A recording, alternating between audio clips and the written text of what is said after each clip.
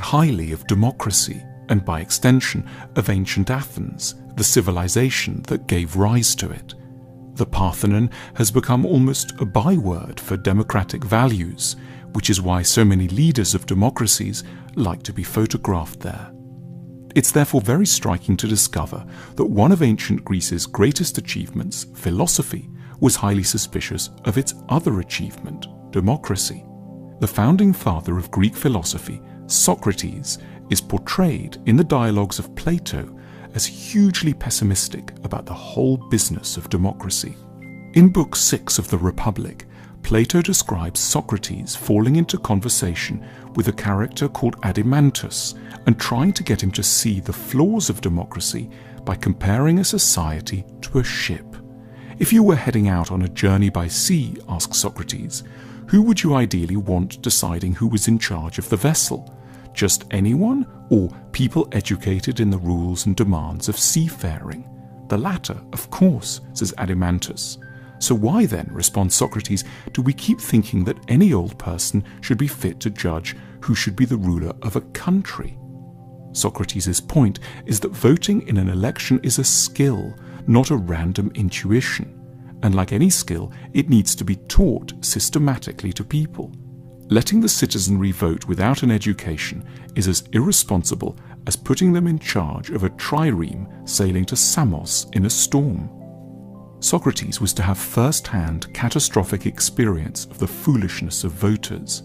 In 399 BC, the philosopher was put on trial on trumped-up charges of corrupting the youth of Athens. A jury of 500 Athenians was invited to weigh up the case and decided by a narrow margin that the philosopher was guilty.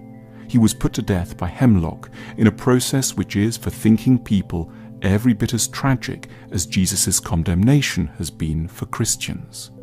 Crucially, Socrates was not elitist in the normal sense. He didn't believe that a narrow few should only ever vote.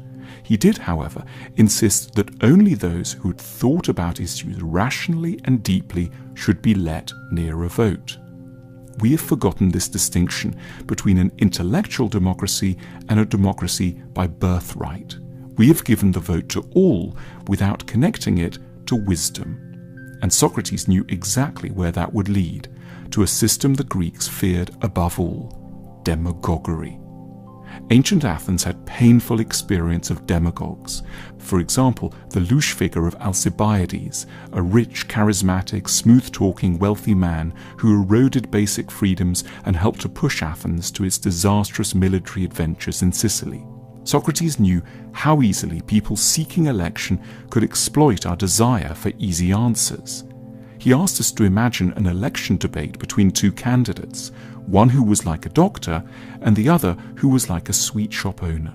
The sweet shop owner would say of his rival, "Look, this person here has worked many evils on you. He hurts you, gives you bitter potions, and tells you not to eat and drink whatever you like. He'll never serve you feasts of many and varied pleasant things like I will." Socrates asks us to consider the audience's response. Do you think the doctor would be able to reply effectively? The true answer, "I cause you trouble and go against your desires in order to help you," would cause an uproar among the voters, don't you think? We have forgotten all about Socrates' salient warnings against democracy.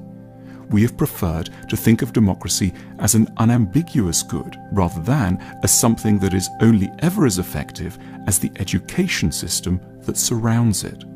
As a result, we have elected many sweet shop owners and very few doctors.